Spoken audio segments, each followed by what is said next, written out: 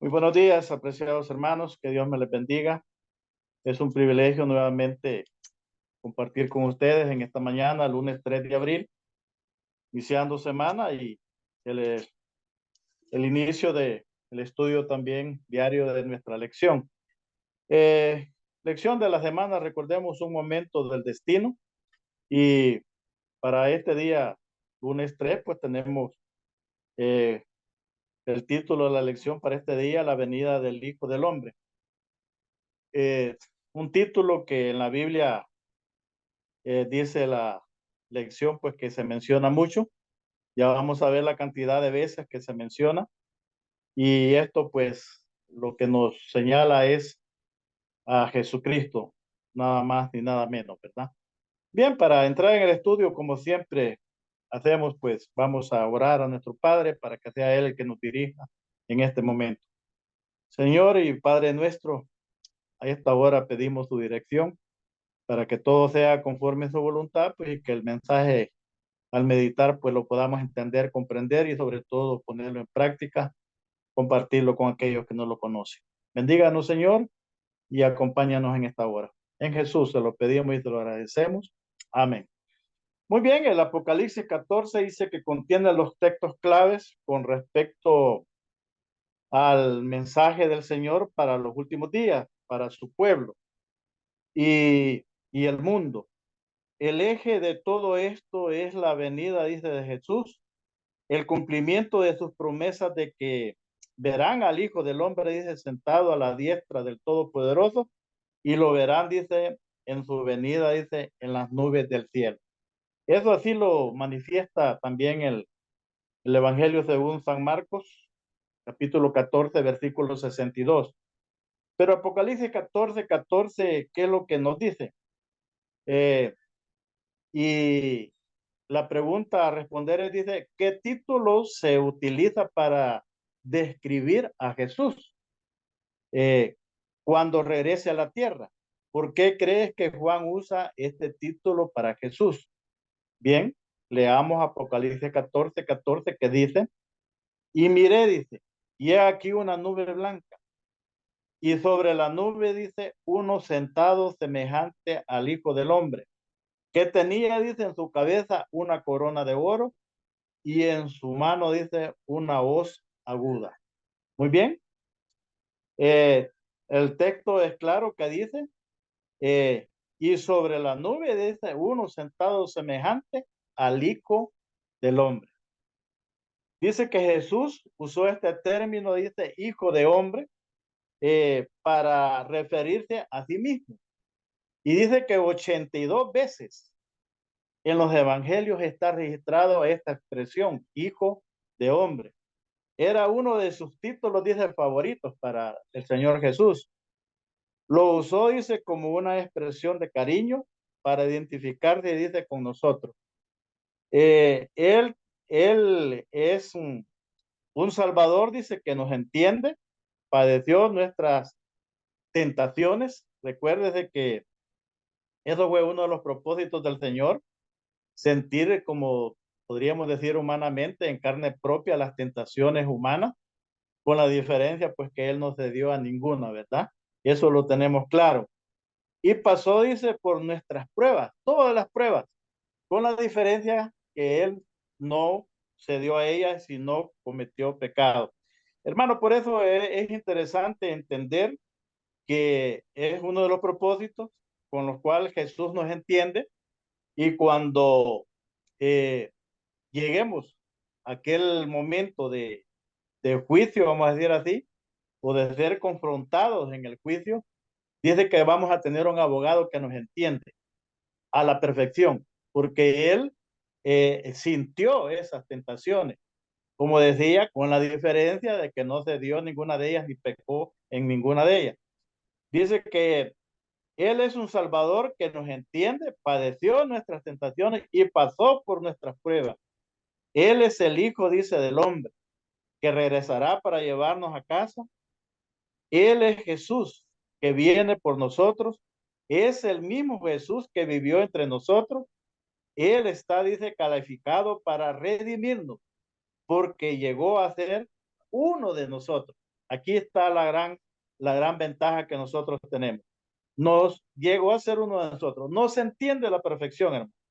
Y así dice, siendo uno de nosotros, enfrentó, dice, toda la furia de las tentaciones de Satanás y fue, dice, victorioso. Y por eso nosotros dice que en la victoria de Jesús, nosotros también somos victoriosos, hermano. No por nuestros medios, sino porque confiando en Jesús, en su poder, poniendo nuestra mirada en Él, nuestra fe en Él, nosotros igualmente somos eh, triunfadores y victoriosos.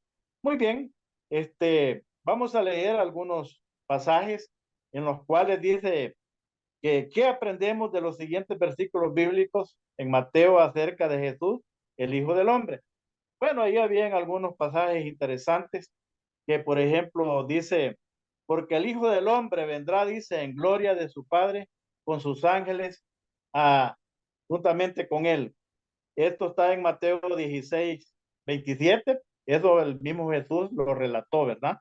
También lo dijo en Mateo 24:27 al 30. Usted puede leer los textos. Yo solamente le doy la idea que dice, y entonces se mostrará, dice, la señal del Hijo del Hombre en el cielo, y entonces pues será pues también todo lo que acontecerá. Y en Mateo 25:31-32, usted también tómese su tiempecito y lea lo que dice. Le doy la idea nada más lo que la versión del texto dice. Y cuando el Hijo del Hombre venga en su gloria y todos los santos ángeles con él, entonces se sentará sobre su trono.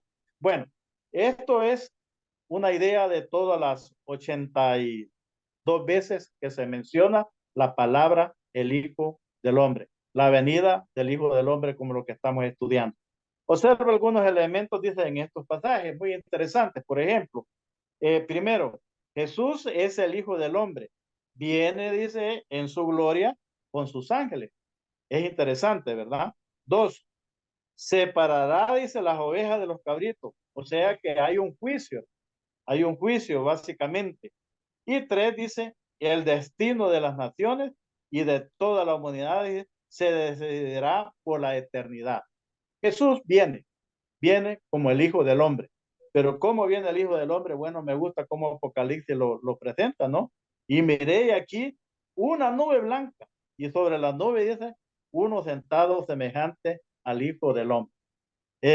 Viene en un trono, pero es uno sentado, dice, semejante al Hijo del Hombre. O sea, ¿quién?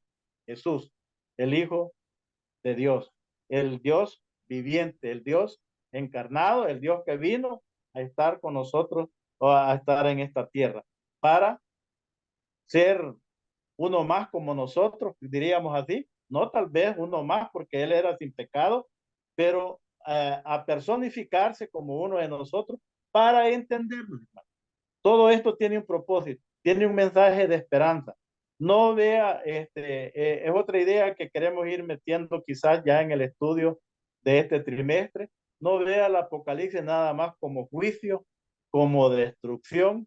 Véalo también como una promesa, una, una futura esperanza, una esperanza que todos tenemos, pues, en la cual pues todos necesitamos llegar a ese momento, pues, para que la culminación de esto sea, pues, de la mejor manera, como Dios manda, y que nosotros salgamos, pues, victoriosos. Para usted y yo, pues, el Apocalipsis no tiene por qué tener miedo o ser de que esto infunde temor.